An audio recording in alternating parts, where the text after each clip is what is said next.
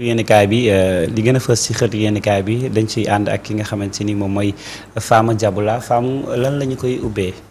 Alors Ouzin dañuy def toujours un léger survol de l'actualité ñu jaare ko par la revue de titre dañuy jaalee ci l'Astre de Hann. Le Soleil moom mi ngi wax le président de la République a autorisé à titre exceptionnel un recrutement de 700 agents pour l'année 2025 alors mi ngi wax foofu que dañuy recruter 500 formateurs au profit des établissements publics d'enseignement maanaam lu ñeel enseignement supérieur bi maanaam njàng mu kawe mi ak 200 formateurs bien sûr au profit de la formation professionnelle et technique mu nekk nag vraiment benn avancée bu majeure bu état du Sénégal daal di def donc vraiment dina nekk contenté pour les étudiants parce que ñu ngi doon seetlu vraiment que njàng mu mag mi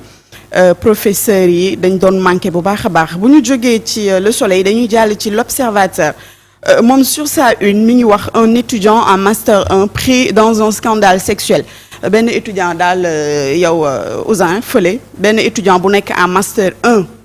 moom la ñu jàpp ci benn scandale sexuel bu mag a mag muy lu doy waar L'Obs moo ko def à sa une alors mi ngi ñuy wax aussi toujours sur l'Observateur Pathé Baldé dénouement d'une cavale à suspense donc li nga xam ni moom la wax enquêteurs yi à propos de son jeune frère Ama Baldé xam naa ci kanam sax dinañ ko gën a faram fàcce bu ñuy dem ci actualité commentée bi Ouzin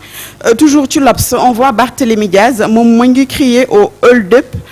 d'État et appelle à faire barrage aux dérives du régime donc moom gis nga ko wax na ci l'Observateur moom Barthélémy Diaz mi ngi wax ni daal war nañoo def face jàkkaarloo ak nguur gi par rapport ak dérive yi nga xamante ni moom la ñu nekkee fan yi maanaam di tijji par rapport ak ay délit d'opinion bu ñu jógee ci l'Obs on passe directement à Yoor-Yoor alors Yoor-Yoor moom mi ngi ñuy wax ni Pastef la grande offensive médiatique nee na week-end bi daal nekk na week-end de feu ku ci mel ni Cheikh Thioro Mbacké Birame Souleye Waly Diouf Bodian Dame Mbodj Ngagne Demba Touré kaddu yi daal kenn ku nekk yaa ngi ñi ngi koy jokkor maajoor jokkale xaw ma duñ koy expliquer noonu en tout cas kenn ku nekk daal mi ngi wax par rapport ak coow li nga xamante ni sa nekk fan yi moom moo lëmbee Sénégal mi ngi noonu yor ba léegi mi ngi wax retour de parquet pour Kocc moom je pense que son cas après dinañ ko gën a yaatal bu baax a baax bu ñu jógee ci l'Obs Ouzin dañu jàll directement ci enquête moom mi ngi wax une réforme en déséquilibre réforme yi par rapport ak Le Soleil lu mu bind mooy recrutement massif bu mag a mag bi nga xamante ni le président moom la wax à titre exceptionnel nañ ko def pour gën a dooleel njàng mu kawe mi Ouzin alors bu ñu jógee ci enquête dañuy jàll direct ci Les Échos les nouveaux DG face à des goulots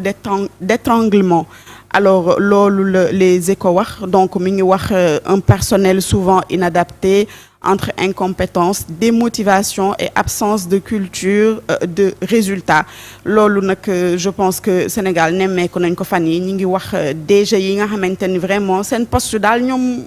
toog mataluñ ko daal nañ ko war a matalee alors mi ngi noonu une précarité financière alarmante des caisses vides et des gestions de survie caisse vide yi moom xam naa lu ñu doon la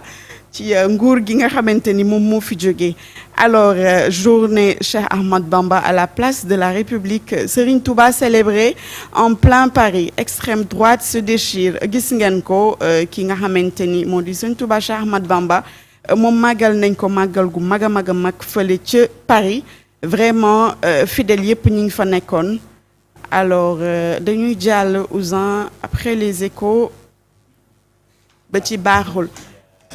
Tribune Sport c'est ça alors moom mi ngi nekk candidat pour la présidence de la Fédération sénégalaise de football moom Abdoulaye Fall mi ngi plaider pour l'unité la stabilité du football nee na daal football bi pour mu mën a jëm kanam dañu war a booloo nekk benn xam naa ne di nga bari liggéey nag booloo nekk benn ci football bi moom dina xaw compliqué moom il a du pain sur la planche moom Abdoulaye Fall nee na aussi une stabilité maanaam benn tranquillité boo xamante ni moom la ñuy soxla pour que footballu Sénégal daal di mën a jëm ca kanam. Alors toujours ci tribune sport moom Balla Gaye 2 blessé avant le combat point d'interrogation la nag est-ce que dafa blessé woon avant le combat nit ñi ngi koy lam-lame di ko wumandaat je pense que Ousin yow mi nga xam ne yaa ñu teewaloon ci week-end bi fële gars yi nee nañ journalisme beeg kii bi nu mu tudd kii reporter lamb bi ban nga ci gën a ay je vote pour les deux ah ñaar yëpp la voté. Alors Ousin on passe directement ci Walf Quotidien Walf moom jóg na ca fajar mu ni dérive dictatoriale violation des libertés vague d'arrestation Barth dégaine contre Sonko Barth mi ngi koy dénoncer foofu ci Walf Quotidien nee nañ daal ay dérive dictatoriale maanaam nu ñu koy waxee sax koo xamante ni dictateur nga di def ay dérive ay bavure violation de liberté maanaam ñi nga xamante ni ñi ngi leen di tëj fan yi pour ay délit d'opinion ay vague d'arrestation maanaam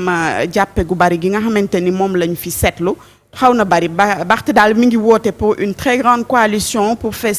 faire face à ce régime. Alors le débat 2 défaites et 3 sorties Balla Gaye 2 les raisons d'une descente aux enfers Balla daal noonu lañ ko tënkee ci Walf Quotidien ñi ngi wax ni daal jamono ji lamb daal mi ngi koy bëgg wan ginnaaw alors dañuy jàll ci tribune la rébellion de Pastef contre la justice toujours dañuy wax par rapport ak Barth nga xamante ni moom tey yaakaar naa ni ñu bari moom la ñu def seen une mooy dérive yi nga xamante ni moom lay nguur gu bees gi faral di def une pression du parti pour récupérer des ministères de souveraineté alors ñu ngi koy rumandaat nag fan yi les ministères de souveraineté comme ay intérieur et cetera ñi ngi wax ni dañ ko war a changer maanaam ñoom Pastef ñu jëlal ko seen bopp téel ko seen bopp luñ ci wundu nag moom jaaxal nañu peut-être après dinañ ci waxtaan bu baax a baax mais en tout cas ils font tout pour récupérer certains ministères de souveraineté le ministre Abdourahmane Diouf moom aussi mi ngi dellu siwaat ci